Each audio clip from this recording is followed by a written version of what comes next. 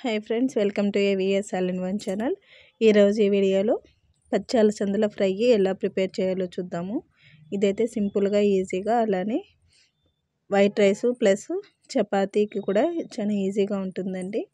Next అయితే మనకు టమాటా రసము అలానే పప్పుచారుకు కూడా కాంబినేషన్గా ఉంటుంది. ఇక్కడైతే అలసందల్ని నీట్గా ఒలుచుకుని అయితే పురుగులు లేకుండా చూసుకోవాలండి. ఇవైతే పొడవుగా వస్తాయి కదా, ఈ సీజన్లో ఎక్కువగా ఉంటాయి. సో అలాంటి అలసందలు అయితే తీసుకోవాలండి.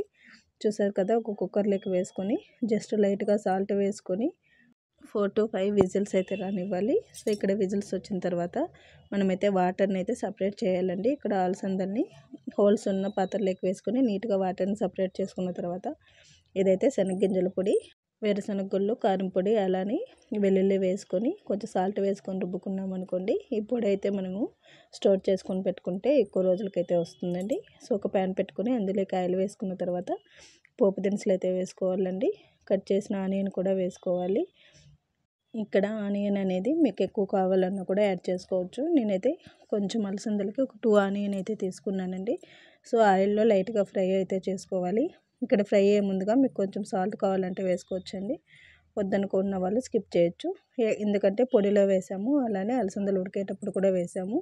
సో అలసందలు గ్యాస్ట్రిక్ కాబట్టి కొంచెం ఇంగువైతే వేసుకొని ఫ్రెష్గా క్లీన్ చేసుకొని పెట్టుకున్న కరివేపాకు కూడా వేసుకోవాలి. సో తరుక్కొని పెట్టుకున్న లైట్గా కొత్తిమీర కూడా వేసుకొని ఫ్రై అయితే చేయాలండి. సో ఇప్పుడు ఆల్రెడీ మనము ఉడకపెట్టిన అలసందలు వేసుకొని జస్ట్ మనము ఆనియన్లో లైట్గా ఫ్రై అయితే చేసుకోవాలండి. ఎక్కువసేపు ఉడికించాల్సిన అవసరం లేదు, ఎందుకంటే అలసందలు ఆల్రెడీ ఉడికాయి కాబట్టి. సో చూసారు కదా, ఆయిల్లో లైట్గా ఫ్రై చేసుకున్నాం అనుకోండి, మనకైతే అలసందల ఫ్రై అయితే రెడీ అయినట్టే అండి. కానీ ఇందులోకి మనము జస్ట్ వేరుశనగ గుళ్ళ పొడి కలిపామనుకోండి, అప్పుడైతే మనకు ఇంకా టేస్ట్ ఎక్కువైతే అవుతుంది. సో చూసారు కదా, ఫైనల్గా వేరుశనగ గుళ్ళ పొడి వేసుకొని జస్ట్ లైట్గా ఫ్రై చేసుకుంటే చాలండి. సిమ్లో పెట్టుకొని చేసుకోవచ్చు, వద్దనుకున్న వాళ్ళు స్టవ్ ఆఫ్ చేసుకొని ఈ పొడిని కలుపుకున్నా కూడా సరిపోతుంది. సో చూసారు కదా, నేనైతే ఒక 5 to 6 టేబుల్ స్పూన్ అయితే వేశాను. సో ఫైనల్గా మనకైతే అలసందల ఫ్రై అయితే సింపుల్గా అలానే ఈజీగా రెడీ అయిందండి. ఇదైతే అన్ని సాంబార్లకి సైడ్ డిష్గా కూడా చాలా బాగుంటుంది. సో చూసారు కదా, ఈ వీడియో కనుక నచ్చినట్టయితే లైక్, షేర్ అండ్ సబ్స్క్రైబ్ చేసి మీ ఫ్యామిలీ మెంబర్స్కి అయితే షేర్ చేయండి. Thanks for watching this video. ఈ వీడియోని అయితే లైక్ చేయండి, ఎక్కువ మందికి షేర్ అవుతుంది.